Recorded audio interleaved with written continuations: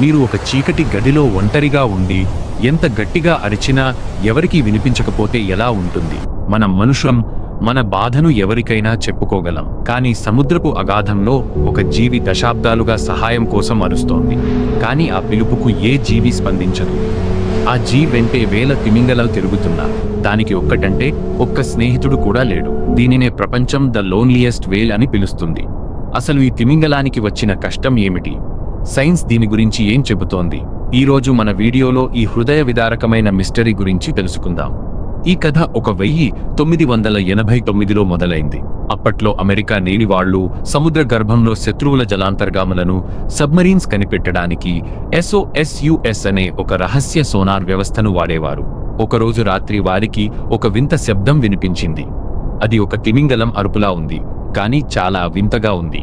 సాధారణంగా నీలి తిమింగలాలు బ్లూ వేల్స్ 15 నుండి 20 హెర్ట్జ్ ఫ్రీక్వెన్సీలో మాట్లాడుకుంటాయి. కానీ ఈ వింత జీవి మాత్రం 52 హెర్ట్జ్ ఫ్రీక్వెన్సీలో అరుస్తోంది. అంటే మిగతా తిమింగలాల కంటే ఇది చాలా హై పిచ్లో ఉంది. ఇక్కడే అసలు సమస్య మొదలైంది. తిమింగలాల ప్రపంచంలో కమ్యూనికేషన్ అనేది చాలా ముఖ్యం.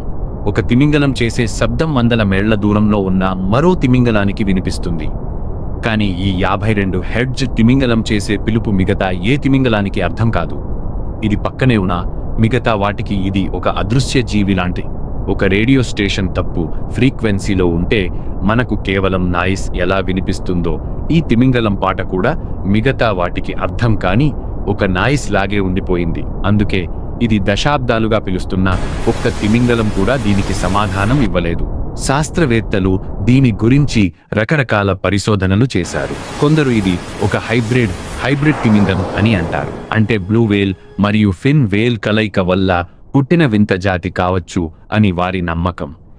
మరికొందరు దీనికి ఏదైనా జబ్బు ఉండి ఉండవచ్చు, లేదా పుట్టుకతోనే గొంతులో లోపం ఉండవచ్చు అని భావించారు.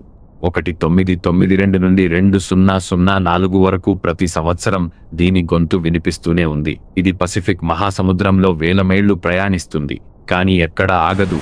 ఎందుకంటే దానికి ఎదురు చూసే తోడు ఎక్కడా లేదు. ఈ తిమింగలం కథ విన్న వేల మంది ప్రజలు ఎమోషనల్ అయ్యారు. 2014లో దీనిని వెతకడానికి ఒక పెద్ద మిషన్ కూడా మొదలైంది. ఆశ్చర్యకరమైన విషయం ఏమిటంటే ఇటీవల కొన్ని చోట్ల ఇలాంటివే 2 వేర్వేరు 52 హెర్ట్జ్ శబ్దాలు వినిపించాయి. అంటే మన ఒంటరి తిమింగలానికి ఒక తోడు దొరికిందా? లేక దీనిలాగే బాధపడే మరో జీవి సముద్రంలో ఉందా? సైన్స్ దగ్గర దీనికి పూర్తి సమాధానం లేదు. కానీ ఈ తిమింగలం మనకు ఒక గొప్ప పాఠం చెబుతుంది.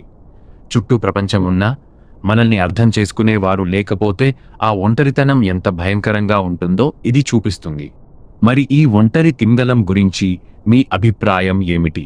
అది ఇప్పటికీ సముద్రంలో వెతుకుతూనే ఉంటుందని మీరు అనుకుంటున్నారా? కామెంట్ చేయండి. ఇలాంటి అంతుచిక్కని సముద్ర మరియు అంతరిక్ష రహస్యాల కోసం వెంటనే మన ఛానల్ తెలుగు మిస్టరీని సబ్స్క్రైబ్ చేసుకోండి. మళ్ళీ మరో మిస్టరీతో కలుద్దాం. జై హింద్.